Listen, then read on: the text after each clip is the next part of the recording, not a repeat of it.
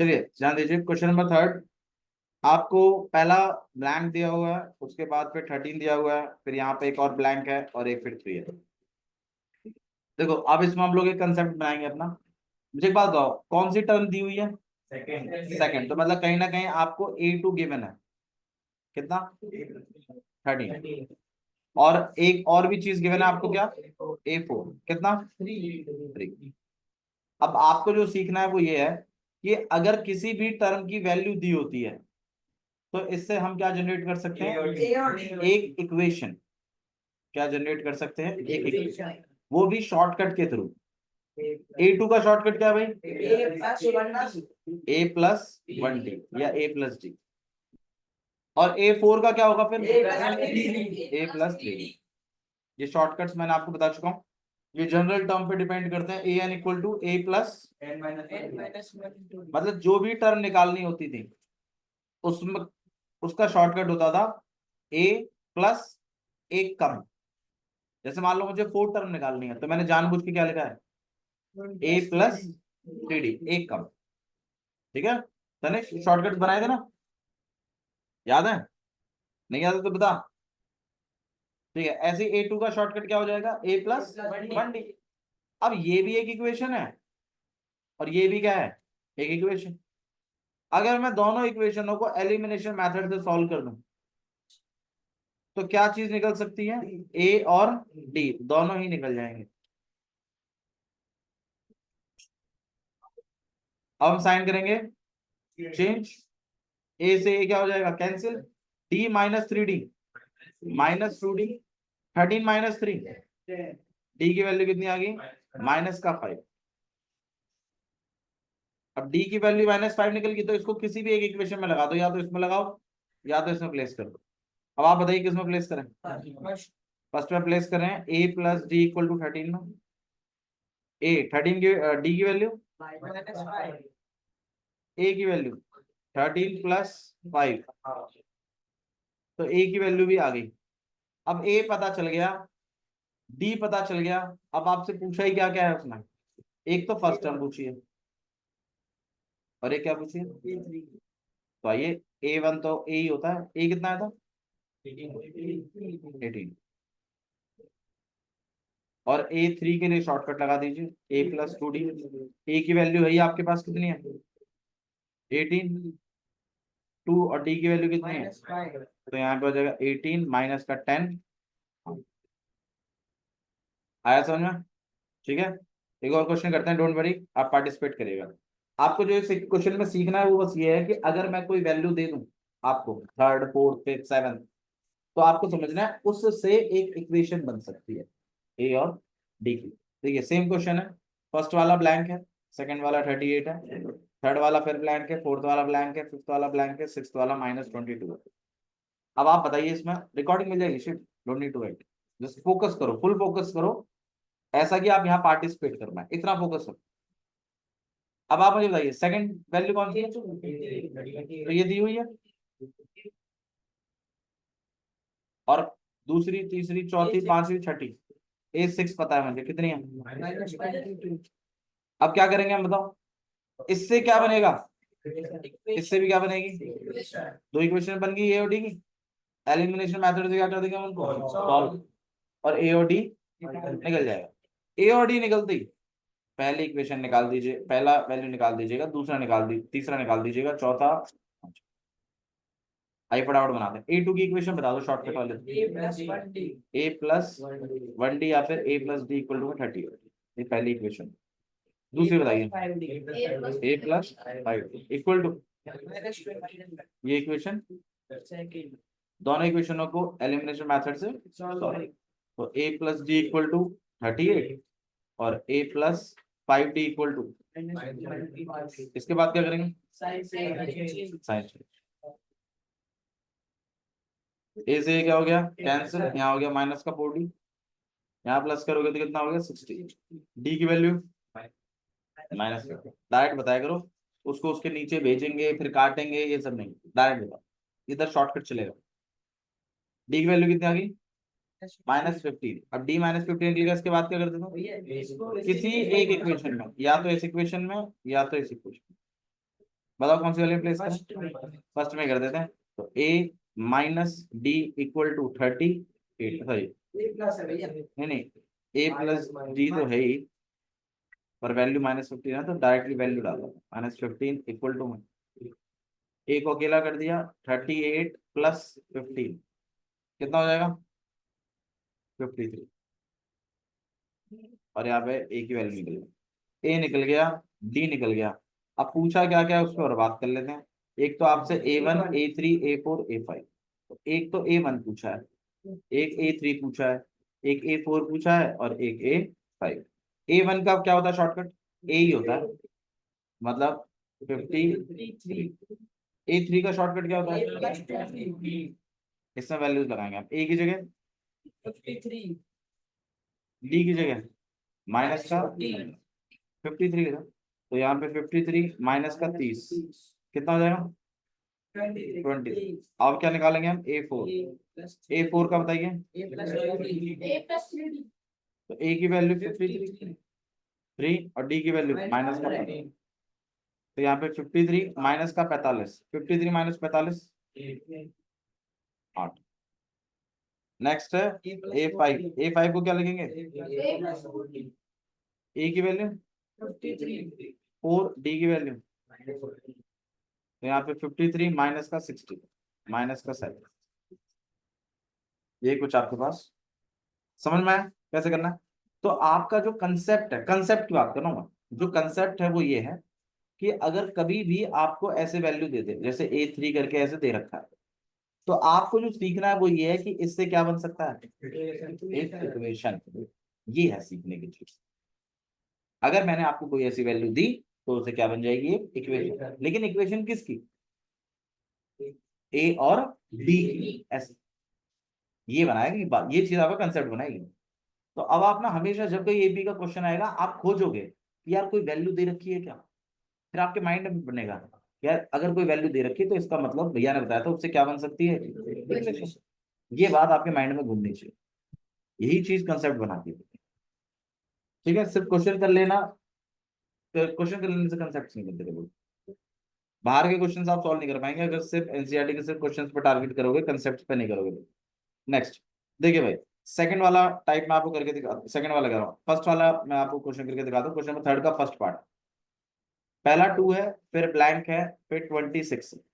अब आप बताइए क्या क्या गिवन है इसमें। एक तो A1 गिवन है, A1 कितना है 2, और एक आपको, अब आप बताइए A3 से क्या बनेगा, एक इक्वेशन। इक्वेशन कैसे बनेगी, a + ऐसे, और A1 से तो A ही मिल जाता है। अब भैया यार ये तो बड़ी गलत होगी, हम तो सोच रहे थे इससे भी क्या बनेगी एक इक्वेशन, इससे भी क्या बनेगी एक इक्वेशन, दोनों को एलिमिनेशन से सॉल्व करेंगे और ए और डी निकाल लेंगे। अब आप मुझे बताइए आपका मकसद क्या था, ए और डी निकालना ही तो है। अब जब आपको मैंने पहले ही बता दिया कि A1 ही 2 है, तो इसका मतलब ए ही क्या है, 2। अब इस a = 2 को अगर आप इसी में डायरेक्टली प्लेस कर दें तो क्या निकल जाएगा, ये तो और आसानी हो गया भाई। फर्स्ट वाली वैल्यू दे दी तो उसका मतलब उसने आपको डायरेक्टली क्या दे दिया, ए, और दूसरी वाली में से इक्वेशन बनेगी ए और डी की। अगर आप उस ए को उठाकर उस इक्वेशन में लगा देंगे तो बाकी बच ही क्या जाएगा, डी। डी भी निकल जाएगा, ए निकल गया, डी निकल गया। अब पूछने तो कुछ भी पूछता है एपी में, सेकंड टर्म पूछिए। देखिए इस ए को अगर मैं इसको प्लेस करूंगा तो होगा क्या, 2 + 2d = अब इस इक्वेशन से क्या निकल सकता है, मैंने ए तो प्लेस ही कर दिया, तो यहाँ पे 2d, यहाँ पे हो जाएगा 26 - 2 कितना आ जाएगा 24, यहाँ पे 2d, d =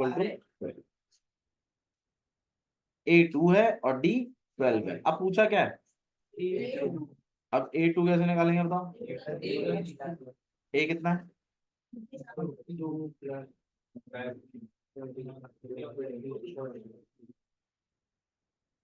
समझ में आ गया, ठीक है।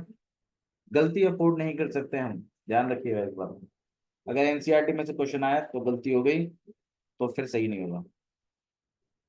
चलिए क्वेश्चन नंबर 4, अब एक कंसेप्ट हम और बनाएंगे। कि अगर आपको एपी दे दे, जैसे मान लीजिए 6, 8, 10, 12, 14, 16, 18, ऐसे करते हुए लास्ट मान लीजिए 24 तक गया, और मैं आपसे पूछूं इसमें कितनी नंबर ऑफ टर्म्स हैं, तो कैसे निकालेंगे? बिल्कुल सही बात है, लास्ट वाले का जो भी रैंक होगा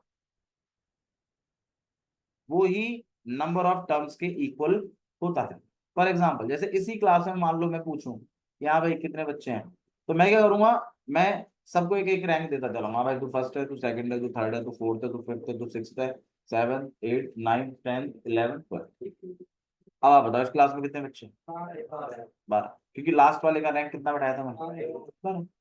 अगर इस एपी में मुझे जानना है टोटल रैंक कितने हैं, मतलब टोटल टर्म्स कितने हैं, तो मैं लास्ट वाले का क्या निकलवा दूंगा? रैंक। और लास्ट वाले का जो भी रैंक होगा बस उसके ऊपर से टीएच हटा देना, उतने ही नंबर ऑफ टर्म्स होंगे। 12th था ना, तो 12 बच्चे हैं क्लास में। समझ में आई बात? तो लास्ट वाले का जो भी रैंक होता है उतनी ही नंबर ऑफ टर्म्स आपकी होती। ठीक है, अब आप मुझे इसमें बताओ कितनी टर्म्स हैं, तो हमें लास्ट वाले का क्या निकालना पड़ेगा? रैंक। रैंक कैसे निकाल दूंगा? बहुत बढ़िया, जनरल टर्म का फॉर्मूला। रैंक निकालनी है तो जनरल टर्म के बाद, वैल्यू निकालनी है तो जनरल टर्म के बाद जो, simple. A N equal to A plus N minus one into में टी। ए एन की जगह क्या रखूंगा? क्यों? क्योंकि 24 वैल्यू है भैया, उसी की तो रैंक निकालनी है, ए एन की जगह वैल्यू रखते थे। ए की जगह क्या रखूंगा? एन तो निकालना ही है क्योंकि एन ही तो रैंक रिप्रेजेंट करता है। डी की जगह क्या लिखेंगे? पूरी इक्वेशन में क्या मिसिंग है? निकाल सकते हैं। तो यहाँ पे 24, यहाँ पे 6, यहाँ पे 2n, यहाँ -2, 6 - 2, यहाँ माइनस कर दिया, यहाँ 20, यहाँ पे 2n, n इक्वल टू में कितना आ गया? 10। ये n इक्वल टू 10 क्या रिप्रेजेंट कर रहा है? कि 24 जो वैल्यू है उसका रैंक 10वां है।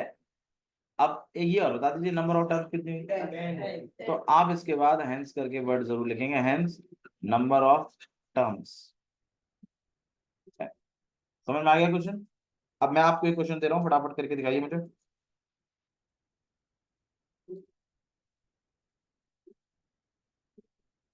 मैं अपनी मर्जी से दे रहा हूँ, ठीक है। 3, 8, 13 और 18, ऐसे करते करते 78 तक पहुंच गया मैं। बताइए कितनी टर्म्स हैं इस एपी में? आप चाहो तो पिछले क्वेश्चन की मदद ले सकते हैं।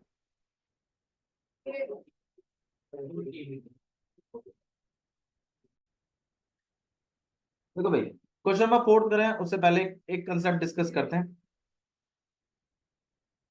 तो हमारे पास ये 3, 8, 13, 18 और ऐसे करते हुए 78 है। मान लो 78 की जगह मैं ऐसे पूछूं, क्या इस एपी का पार्ट 56 वैल्यू होगी या नहीं होगी? मतलब अगर मुझे ये पूछना हो आपसे कि मैंने एक एपी दे रखी है और मैंने रैंडमली पूछूं क्या ये नंबर इस एपी में आएगा या नहीं आएगा, चेक करो कि ये 56 इस एपी में आएगा या नहीं आएगा, अगर मैं आपसे ये पूछ रहा हूं। क्योंकि देखो अगर हम एपी बढ़ते जा रहे हैं तो ऐसा हो सकता है 56 मिस हो जाए, पर ऐसा भी हो सकता है कि 56 आ जाए। अगर 56 आ गया तो उसको पक्का कोई ना कोई एक जायज रैंक मिलेगा या नहीं मिलेगा? बिल्कुल मिलेगा भाई, 56 किसी ना किसी रैंक में तो आएगा ही। पर अगर 56 एपी का पार्ट नहीं है तो उसको एक फेक रैंक मिलेगा, पॉइंट वाला, पॉइंट वाला, डेसिमल वाला, फ्रैक्शन वाला, ऐसा रैंक मिलेगा, प्रॉपर रैंक नहीं मिलेगा। तो अगर किसी भी एपी में अगर आप किसी टर्म का रैंक निकालें और अगर वो रैंक प्रॉपर नंबर है, प्रॉपर नंबर मतलब कंप्लीट नंबर, मतलब कोई डेसिमल नहीं, कोई फ्रैक्शन नहीं, अगर ऐसा है तो इसका मतलब वो उस एपी का पार्ट है। और अगर 56 का रैंक डेसिमल में आ गया, फ्रैक्शन में आ गया या नेगेटिव में आ गया, तो इसका मतलब क्या है? कि वो उस एपी का पार्ट नहीं है। अब आप चेक करिए कि क्या 56 इस एपी का पार्ट है, तो उसके लिए क्या करना पड़ेगा? लव 56 का क्या निकालना पड़ेगा? रैंक। और अगर वो रैंक कंप्लीट नंबर आया है तो इसका मतलब 56 उस एपी का पार्ट है। और अगर नहीं आया तो इसका मतलब 56 उस एपी का पार्ट नहीं। समझ में आया? ठीक है, चेक कर लीजिए फटाफट कि 56 इस एपी का पार्ट है या नहीं है। चलिए मैं चेक कर देता हूं। तो ये पता लगा लेते हैं 56 इस एपी में आएगा या नहीं आएगा। तो देख लेते हैं। तो रैंक निकालने के लिए तो वही जनरल टर्म का फॉर्मूला ही है। ए एन की जगह क्या रखेंगे, क्योंकि वैल्यू है। ए की जगह क्या रखेंगे, 3। एन तो रैंक होता है और डी क्या होता है, 5। बहुत बढ़िया। अब इस पूरी इक्वेशन में से मुझे एन निकालना है। तो यहाँ 56, यहाँ 3, यहाँ पे 5n और यहाँ -5। 3 - 5 -2। इस -2 को यहाँ कर दिया तो यहाँ हो जाएगा आपके पास 58 और n इक्वल टू हो गया 58/5। मतलब इस 56 को 58/5 रैंक दिया गया है। तो यार 58/5 कोई रैंक होता नहीं है। तो इसका मतलब ये कहीं बीच में ही कहीं आएगा। प्रॉपर इसको वैल्यू, इसको टर्म नहीं मिलेगी, प्रॉपर रैंक नहीं मिल रहा है। तो मतलब ये 56 इस एपी का पार्ट नहीं है। हैंस करके आप लिख देंगे। ठीक है, क्वेश्चन नंबर 4 भी इसी बात पे ही है कि वैसे तो अलग ही इसमें इसने इसका रैंक ही पूछा है आपसे, ये आप कर ही चुके हो। क्वेश्चन नंबर 4 देखिए, मैं आपकी सिर्फ लैंग्वेज डिस्कशन कर रहा हूँ। क्वेश्चन नंबर 4 आप मुझे मीनिंग समझाइएगा इसका। Which term of the AP 3, 8, 13, 18 dot dot dot is 78। ये है क्वेश्चन। मीनिंग क्या है फिर समझा दो। इस एपी में 78 कौन सी टर्म पर आएगा। अब आप बताओ, मैं रैंक पूछ रहा हूँ वैल्यू पूछ रहा हूँ, मैं रैंक पूछ रहा हूँ। हाँ? तो हाँ भाई 78 कौन सी टर्म पे आ रहा है, 16। तो कौन सा फॉर्मूला यूज किया आपने इसके लिए, करवा दे रहा हूँ मैं, बस लिख रहा हूँ। जनरल टर्म फॉर्मूला यूज करेंगे। ए एन की जगह क्या डाल देंगे, 78। ए की जगह, एन की जगह डी। बहुत बढ़िया। क्वेश्चन नंबर 4 इसी की तरह होगा। क्वेश्चन नंबर 5 देखिए। क्वेश्चन नंबर 5 में बोला है find the number of terms. हाँ भाई, नंबर ऑफ टर्म्स कैसे फाइंड आउट करते हैं, बिल्कुल सही बात है। Number of terms find out करने के लिए लास्ट वाले का रैंक निकाल लेते हैं। लास्ट वाले का जो भी रैंक आएगा उतनी ही नंबर ऑफ टर्म्स होंगे। जैसे देखिए ये वाला क्वेश्चन आप ट्राई करिए एक बार, ये इसमें शायद आप थोड़ी गलती कर सकते हैं। फ्रैक्शन वाले में ऐसे करते हुए लास्ट रैंक है -47, -47 वैल्यू है। मुझे फटाफट नंबर ऑफ टर्म्स बताइए इसमें कितने हैं इस क्वेश्चन में। क्या था, पहले आप मुझे बताओ, इसमें आपको नंबर ऑफ टर्म्स पता लगानी है तो ए एन वाला फॉर्मूला लगेगा, a प्लस n -1 इंटू में डी। ए एन की जगह कितना लिखे, -47। ए की जगह 18। एन तो है, डी की जगह क्या लिखे, -5/2। भाई बिल्कुल सही है। मतलब एक्चुअली 2.5 माइनस का, और माइनस का 5/2 भी चलेगा। अब यहाँ पे हम कर रहे हैं, यहाँ माइनस का 47 है, यहाँ 18 है। ये -5/2 एन से भी होगा और -5/2 -1 से भी होगा। तो -5/2 और प्लस का 5/2, यहाँ पे एन लिख देता हूँ। अब ये 18 5/2 और -47 को तो उधर भेज देते हैं, या -47 को यहाँ खींच ले, -5/2 को वहां भेज दीजिए। तो वही कर लेते हैं, यहाँ 5/2 एन को मैंने वहां भेज दिया। 18 5/2 और प्लस का 47। यहाँ पर अगर हम एलसीएम पिक करें तो यहाँ 2, यहाँ 36, यहाँ 5 और 7 2 14, 1 ऊपर कैरी गया 94। 2 से 2 क्या हो गया, कैंसिल। और 36 + 5 41। 41 में 4 और प्लस कर दीजिए 45। 45 में 90 और प्लस कर दीजिए 135 और अपॉन में 5 और कर दीजिए। 5 से कट करेंगे तो 5 2 10 और 7 5 35। Answer is 20। सही है। ठीक है, कोई बात नहीं, आपने ये 18 को इधर भेज दिया होगा, फिर 5.2 को घुमा दिया होगा, -1 की जगह उधर जाके क्या कर दिया होगा, +1, वो भी ठीक है, चलेगा। मतलब क्वेश्चन की अगर इक्वेशन बन गई तो आपको संभालना आना चाहिए क्वेश्चन, मतलब क्वेश्चन गड़बड़ ना हो जाए इक्वेशन बनने के बाद। अगर इक्वेशन बनाने के बाद अगर आप सॉल्व नहीं कर पाए तो फिर तो देखो कमी है, ठीक है, समझने में चीजों को। ठीक है, अगला वाला देख लेते हैं। क्वेश्चन नंबर 6 में बोला है चेक करिए, चेक कि -150 इस एपी का पार्ट है या नहीं है।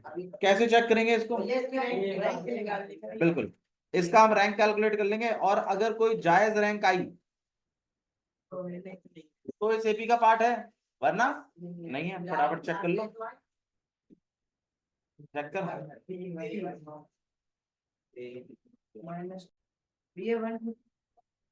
देखिए भाई, ए कितना है, 11, डी कितना है, चलिए आइए सॉल्व करते हैं। A N equal to A plus n -1 multiply by D, A N की जगह -150, ए की जगह 11 प्लस n की जगह तो n ही चलेगा, डी की जगह लव। आप ए और इस ब्रैकेट के बीच में प्लस नहीं लगाते हो, 135/3 है भैया, गलती तू कर रहा है। -150 और यहाँ पर है 11, यहाँ इसको मैं मल्टीप्लाई करा तो यहाँ 3n और प्लस का 3, 11 + 3 14, इस 3n को मैं वहां भेज रहा हूँ, ये प्लस का हो जाएगा, यहाँ 14 है, यहाँ 150 है, n की जगह 164/3। भैया मेरा 160 मैंने 11 के प्लस करा हाँ तो ले, एक मिनट आवाज नहीं, इस 11 को मैं यहाँ भेज रहा हूँ, तो -150, इधर ध्यान दे अब नवीन, माइनस का 11, इस 3 को वहीं रखा है, इस 3 को भी इधर भेजा है, माइनस प्लस तो -161, यहाँ -3n + 3, अब बता क्या किया। अच्छा 2 3 है क्या यहाँ पे, एक ही देगा भैया, चमत्कार करने की जरूरत नहीं है, ठीक है। तो होमवर्क ये आप क्वेश्चन नंबर 10 तक ट्राई करके लाएंगे। और भैया जो कल होमवर्क करके नहीं लाए थे वो भाई